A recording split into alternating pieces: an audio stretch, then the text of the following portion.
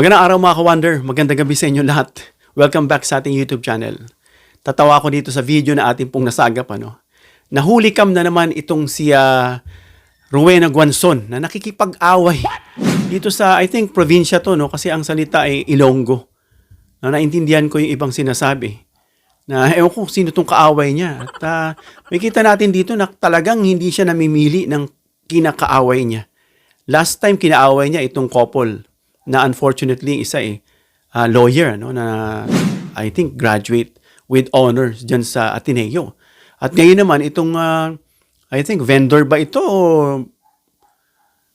somewhere siguro sa Bisaya ito mga ka-wonder, I'm not sure, no. Pero ito panoorin natin mga ka-wonder. Huling-huli cam si Attorney Rowena Guanzon.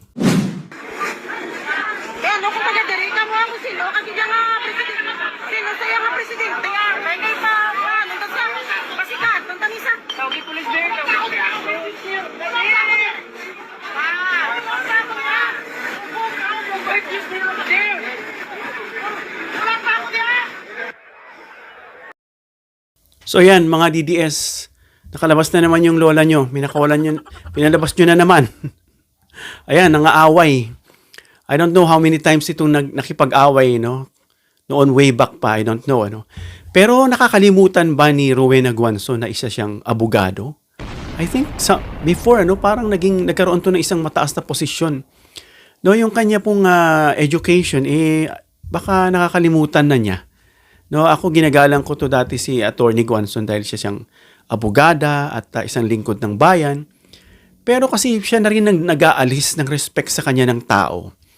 Basahin niyo yung mga comment. Basta DDS may talsik. Ano pa? Pag DDS talaga ugaling ewan. May tiriring ka, guwani. Si Guanzon na Ilonggo na siya gali. Ibig sabihin daw, Ilonggo raw siya. Yung sinasabi ron kanina mga ka-wonder na pagkakaintindi natin, dahil Ilonggo rin tayo, na parang sinabi ng isang babae, sino ka ba? Na daig mo pa yung presidente, parang gano'n, ano?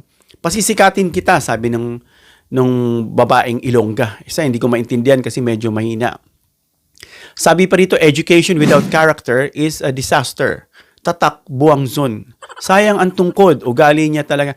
So, siya mismo umamin naman ang talagang nagre-react siya. Nagre-retaliate siya when she is insulted. I think when she is being triggered, I don't know, whatever issues o topic na marinig niya siguro, talagang sumasagot siya. Siya na rin mismo nagsabi nun.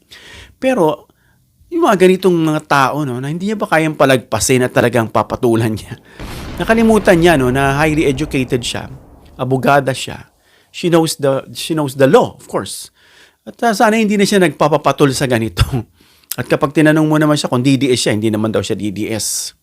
Pero the way she speaks, no, yung words that she utters, alam mo yung mensahe. If you can read between the lines, masasabi mo talagang DDS siya. No? Ayan. Sabi rito, lumabas na naman ang tunay na anyo ng kinatawan ng person with disabilities, sabi rito sa isang post. So yan mga ka-wonder, sana mapigilan ni Guanzon yung kanyang attitude kasi nga siya rin ang sumisila sa sarili niya. Sabi dito, may mga tama talaga mga DDS. Grabe, laging may kaaway. Halimaw.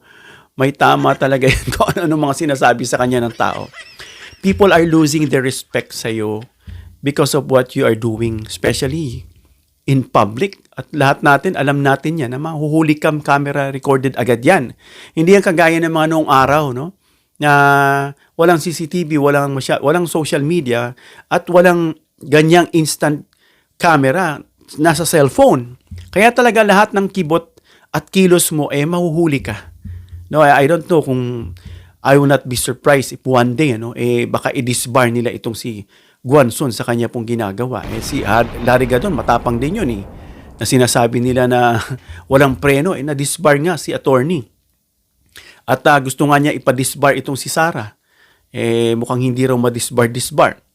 Not sure dito kaya Guanzon kung madi-disbar siya. So yun nga, sana ayusin niya yung kanyang nilagay niya yung kanyang education sa kanyang character. No? Para hindi siya mapulaan. Kasi mangyari niyan, mga ka-wonder, yung mga abogado, madadamay sa kanya dahil lawyer to eh.